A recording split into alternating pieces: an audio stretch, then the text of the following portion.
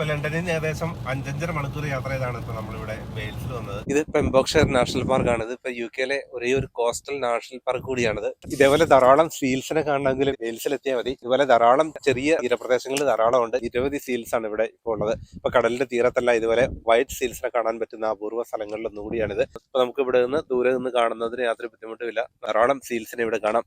എങ്കിലും ഇവിടെ ആരും സഞ്ചാരികളെ ഒന്നും നമ്മളിവിടെ കണ്ടില്ല. നമ്മൾ മാത്രമേ ഉള്ളൂ നമ്മളിവിടെ വന്നപ്പോൾ. ഉച്ച കഴിഞ്ഞതിന് ശേഷമാണ് നമുക്ക് ഇവിടെ എത്താൻ പറ്റിയത്. മലനിരകളും കടലും എല്ലാം ചേർന്ന ഒരു പ്രദേശമാണിത്. ഇപ്പൊ നമുക്കിവിടെ താഴേക്ക് ഇറങ്ങി നോക്കാം.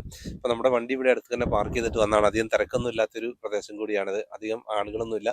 ഇപ്പൊ എല്ലാം വിജനമായി കിടക്കുന്ന ഒരു സ്ഥലമാണ്. നമുക്ക് താഴേക്ക് ഇറങ്ങി നോക്കാം, എങ്ങനെയുണ്ടെന്ന് നോക്കാം. ഇവിടെ എല്ലായിടത്തും ഹൈക്കിങ്ങിനൊക്കെ ധാരാളം പേര് വരുന്ന ഒരു സ്ഥലം കൂടിയാണ്. ഇപ്പോൾ ഓഗസ്റ്റ് വരെയാണ് പ്രധാനമായിട്ടും ടൂറിസ്റ്റുകൾ ഇങ്ങോട്ട് എത്തുക. അതിനുശേഷം സഞ്ചാരികൾ തീരെ ഇല്ലാത്ത ഒരു പ്രദേശമാണ്. എങ്കിലും ഡർലിൻഡോർ ഒക്കെ പോലെയുള്ള ഒരു സ്ഥലമായതുകൊണ്ട് തന്നെ ധാരാളം പേര് വിസിറ്റ് ചെയ്യുന്ന ഒരു സ്ഥലമാണിത്. ഓഗസ്റ്റ് വരെയുള്ള സമയത്താണെങ്കിൽ ഇവിടെ ബോട്ട് സർവീസ് എല്ലാം ഉണ്ട്. അതിനുശേഷം അതെല്ലാം ക്ലോസ് ചെയ്യും. ഇനി വിന്റർ ഒക്കെ കഴിഞ്ഞ് വീണ്ടും അടുത്ത സമ്മർ ആകുമ്പോഴേക്കുമാണ് ഇതൊക്കെ ഓപ്പൺ ആവുക.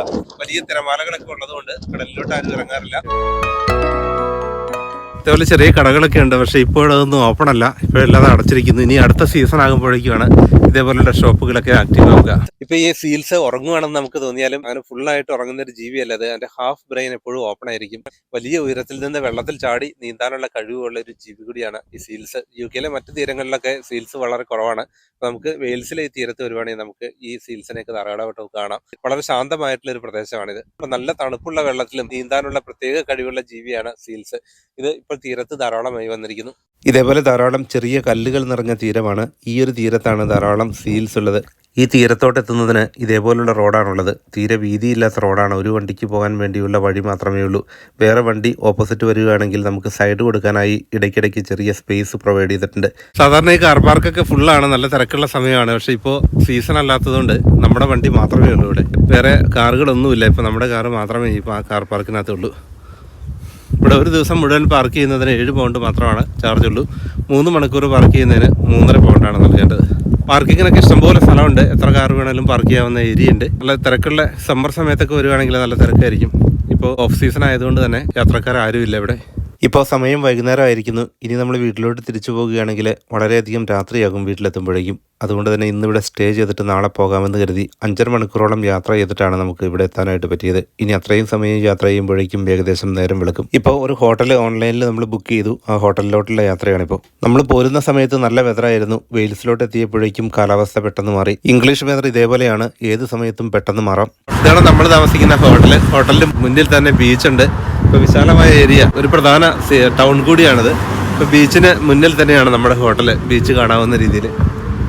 ഇപ്പോൾ ചെറിയ മഴയുണ്ട്, ചെറിയൊരു ചാറ്റൽ മഴയുണ്ട്. ഇപ്പോൾ നമ്മളൊരു ഫുഡ് കഴിക്കാൻ വേണ്ടി നമുക്ക് പോകാം. ഇപ്പോൾ നമ്മളിവിടെ വന്നപ്പോൾ ഒരു റെസ്റ്റോറൻറ്റ് കണ്ടു.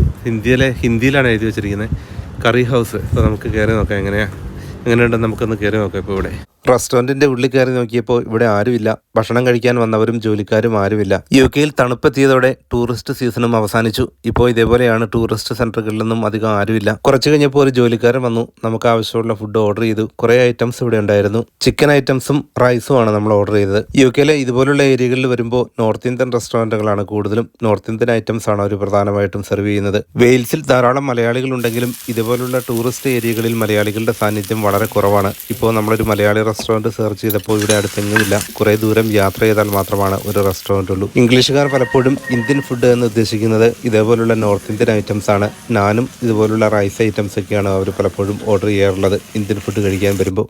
UK വിന്റർ എത്തുമ്പോഴേക്കും പ്രധാന ഏരിയകളിലെല്ലാം ജനത്തിരക്ക് വളരെയധികം കുറയും. പ്രത്യേകിച്ചും ലോക്കൽ ടൂറിസ്റ്റ് സെൻറ്ററുകളിലൊക്കെ തീരെ ജനത്തിരക്കില്ലാതാകും.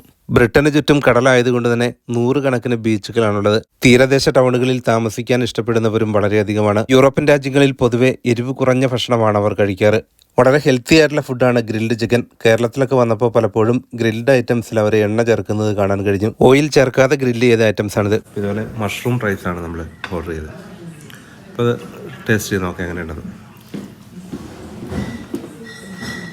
അപ്പോൾ നല്ല ടേസ്റ്റി ആയിട്ടുള്ള റൈസ് തന്നെയാണ്. ഫുഡ് കഴിച്ചതിന് ശേഷം നമ്മൾ താമസിക്കുന്ന ഹോട്ടലിലോട്ടെത്തി. വളരെ ട്രഡീഷണൽ ആയിട്ടുള്ള ഒരു ഇംഗ്ലീഷ് ഹോട്ടലാണിത്. ഇംഗ്ലീഷുകാരെയാണ് എല്ലായിടത്തും കാണാൻ കഴിഞ്ഞത്. സാധാരണ മാരേജ് ഫംഗ്ഷൻസ് ഒക്കെ അറേഞ്ച് ചെയ്യുന്ന ഒരു പ്രധാന ഹോട്ടൽ കൂടിയാണിത്. യൂറോപ്പിലെ സാധാരണ ഹോട്ടലാണെങ്കിലും നമുക്ക് അവിടെ എല്ലാ ഫെസിലിറ്റീസും ഉണ്ടാകും. കോഫിയും ടീയും ഒക്കെ ഉണ്ടാക്കുന്നതിന് വേണ്ടി കെറ്റിലും മിൽക്ക് പൗഡറും കോഫി പൗഡറും ടീ പൗഡറും ഷുഗറും ഒക്കെ അവിടെ ആവശ്യത്തിന് വെച്ചിട്ടുണ്ടാകും. നമുക്ക് അഡീഷണൽ ആയിട്ട് ചോദിച്ചാൽ അവർ വീണ്ടും ടോപ്പപ്പ് ചെയ്ത് തരികയും ചെയ്യും, ഫ്രീ ആയിട്ട് തന്നെ. കടൽ തീരത്തോട് ചേർന്ന് തന്നെ നല്ല സ്പേഷ്യസ് ആയിട്ടുള്ള റൂമുകളാണ് ഇവിടെ എല്ലായിടത്തും. നല്ല ക്ലീൻ ആയിട്ടുള്ള അറ്റ്മോസ്ഫിയർ. ഇവിടുത്തെ എല്ലാ ഹോട്ടലുകളിലും തന്നെ ബാർ ഏരിയയുണ്ട്. അതുകൂടാതെ റെസ്റ്റോറൻറ്റും അതിനോട് ചേർന്നുണ്ടാകും. നമുക്ക് വേണമെങ്കിൽ ഇവിടെ നിന്ന് തന്നെ ഫുഡ് കഴിക്കാം. ഇതുപോലുള്ള തീരദേശ ടൗണുകളിലൊക്കെ താമസിക്കുന്നത് അധികം എക്സ്പെൻസീവ് അല്ല. ഒരു നൈറ്റ് സ്റ്റേ ചെയ്തതിന് 100 പൗണ്ടിൽ താഴെയേ ആയുള്ളൂ. തീരപ്രദേശത്ത് ഇതുപോലെ മലനിരകളുണ്ട്. അവിടെയൊക്കെ നമ്മൾ കയറി നടക്കുക. അതിന് ഏറ്റവും സ്യൂട്ടബിൾ ആയിട്ടുള്ള ഒരു സ്ഥലമാണിത്. ഇവിടെ ഇടയ്ക്കിടയ്ക്ക് ഇങ്ങനെ മഴയുള്ളൊരു സമയമായതുകൊണ്ട് മഴ പെയ്തു കഴിഞ്ഞാൽ ഇതേപോലെയാണ്, വിസിബിലിറ്റിയും കുറയും. മൂടൽമഞ്ഞിന്റെ ഒരു ക്ലൈമറ്റ് ആണ് പിന്നെ പെട്ടെന്ന് ഉണ്ടാവുക. അതുപോലെ മഞ്ഞും തണുപ്പും ഒക്കെ പെട്ടെന്ന് വരുന്ന ഒരു ക്ലൈമറ്റ് ആണ് വെയിൽസിന്റേത്. നമ്മൾ ലണ്ടനിൽ നിന്ന് വരുമ്പോൾ M4 ഇങ്ങോട്ട് വരിക. M25 കഴിഞ്ഞ് M4 ഇങ്ങോട്ട് വരിക. അതിനുശേഷം അത് A40 ആയിട്ട് മാറും വെയിൽസിലോട്ട് എത്തുമ്പോഴേക്കും. ഇതേപോലെ നമ്മൾ വണ്ടി ഓടിക്കുമ്പോൾ ഇടയ്ക്ക് റിലാക്സ് ചെയ്യാൻ വേണ്ടിയിട്ട് ഇതുപോലെ ബ്രേക്കുകളും ഉണ്ട്. അതിപ്പോൾ വെൽക്കം ബ്രേക്കിന്റെ ഒരു സർവീസിലാണ് നമ്മൾ കയറിയിരിക്കുന്നത്. അപ്പോൾ നമുക്ക് ഇടയ്ക്കിടയ്ക്ക് വണ്ടി ഓടിക്കുമ്പോൾ ടയർഡ് ആവുകയാണെങ്കിൽ ഇതേപോലുള്ള സർവീസിൽ വന്ന് ഫുഡൊക്കെ കഴിച്ച് നമുക്ക് വിശ്രമിക്കാനുള്ള ഒരു ഓപ്ഷനാണ്. 2 മണിക്കൂർ നേരം കാറ് പാർക്ക് ചെയ്യുന്നതിന് പ്രത്യേകിച്ച് യാതൊരു ചാർജും ഇല്ല. കൂടുതൽ സമയം പാർക്ക് ചെയ്യുന്നതിന് മാത്രം പാർക്കിംഗ് ഫീ നൽകിയാൽ മതി. UK പല പ്രദേശങ്ങളിലും ഒരു സമയത്ത് തന്നെ പല ക്ലൈമറ്റ് ആയിരിക്കും. ഇപ്പോൾ നമ്മൾ വെയിൽസിൽ നിന്ന് ഇംഗ്ലണ്ടിലോട്ടുള്ള യാത്രയിൽ കുറേ സമയം ആയപ്പോൾ തന്നെ കാലാവസ്ഥയിൽ ഒരു മാറ്റം നമുക്ക് കാണാൻ കഴിഞ്ഞു. അവിടെ ഒരു 15-16 ഡിഗ്രിയാണ് ക്ലൈമറ്റ് എങ്കിൽ ഇവിടെ വന്നു കഴിഞ്ഞപ്പോഴേക്കും 20 ഡിഗ്രി ആയി താപനില. 5 ഡിഗ്രി 6 ഡിഗ്രിയുടെ വ്യത്യാസമാണ് 2 മണിക്കൂർ യാത്ര ചെയ്തപ്പോഴേക്കും നമുക്ക് ഉണ്ടായിട്ടുള്ളത്.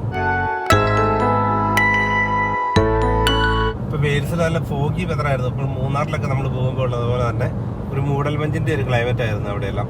അപ്പോൾ അത് നമുക്ക് റോഡ് പോലും കൃത്യമായിട്ട് കാണില്ലായിരുന്നു. ഇപ്പോൾ ഇവിടെ വന്നപ്പോൾ നമുക്കിവിടെ മഴയേ പെയ്തിട്ടില്ല. അപ്പോൾ അത്രയും ഒരു ഡിഫറൻസ് നമുക്ക് ഫീൽ ചെയ്യും. അപ്പോൾ ഇതുപോലെ UK തന്നെ വ്യത്യസ്ത ക്ലൈമറ്റുള്ള സ്ഥലങ്ങൾ ധാരാളമുണ്ട്. പ്രത്യേകിച്ചും ഷോർ ഏരിയയിൽ, അതുപോലെ കടലിലോട്ട് ഇറങ്ങി കിടക്കുന്ന പെനിസുല ഏരിയകളിലൊക്കെ ഉള്ള ക്ലൈമറ്റിൽ വ്യത്യാസമുണ്ട്.